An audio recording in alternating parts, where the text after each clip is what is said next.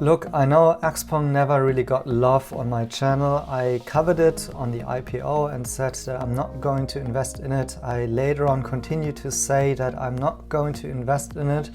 And well, I still have my doubts about it and I'm going to share it in this video. But first of all, no matter if you are into NIO or into Xpeng or maybe into both, please subscribe to my channel and hit the notification button, because lately I'm posting more videos and this means that you may miss out on some of the content, because you cannot just rely that this will appear at your front page of YouTube. So make sure you get a notification. Now back to the actual topic, and Xpeng has also released their earnings, right? And I found it positive to see that they are also having a kind of a strong guidance again, I think between 14k or 15k vehicles. So yeah, the growth is still there.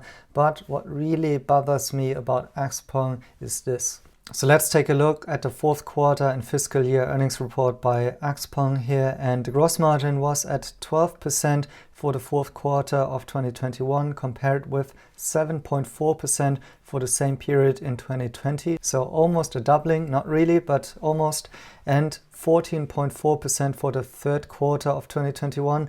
So quarter over quarter, it's actually a decrease from 14 to 12%. Then the vehicle margin, which they define as gross profit of vehicle sales as percentage of revenue from vehicle sales, was at 10.9% for the fourth quarter of 2021 compared with 6.8% for the same period of 2020 and 13.6% for the third quarter 2021. So a slight increase here to 10% vehicle margin. And yeah, over the third quarter also a decrease. Now those vehicle margins are quite low, aren't they? They are around 10%. For example, the last quarter reported for NIO was at 20%. Now you also need to consider that Xpeng cars are on average selling at a lower sales price. So this means from a lower sales price, you're actually getting a lower margin than, for example, with Tesla or with NIO. Only 10% is actually the profit from that sale that can actually work to actually paying everything connected with R&D, marketing, and all of the overhead that you're having. So this makes me really wonder, like, how can this business actually turn profitable? And well, you could say, of course, like, they will grow like crazy, they will have the growth numbers, but you'll see that, you know, already from this metric, they really have to grow the absolute numbers of units sold immensely in order to just achieve the same on the bottom line than, for example, a Tesla or NIO, which will be quite difficult because, of course, there is just so much of a market that they can tap into. Now, the big hope would obviously be something like autonomous driving, such kind of the subscription models also that you know, the technology that Xpeng is having, that they can leverage in some sort of software-based subscription models with higher margins and thereby, you know, improving also their profitability.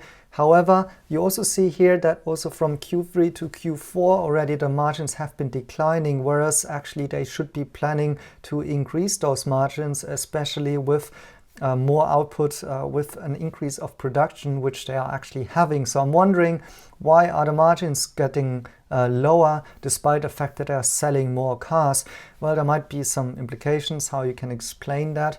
But ultimately, you have now new issues around supply chain shortages, around increased battery prices. And if you already have this low of margins, then how can you actually, you know, cope with those price increases? And actually, they are already forwarding it to the customer base, and in return this means less customers or fewer customers will actually be able or willing to afford such a Xpeng car, and that in turn also limits the growth expectations for the company again. And those growth expectations are necessary once again in order to reach the higher actual units, the absolute numbers of cars being sold, in order to have the bottom line being turning profitable at some point. So you see that this is kind of this difficulty and vicious circle that I'm currently seeing for Xpeng, and while recognizing that are really great at scaling and they have the growth, they have those numbers,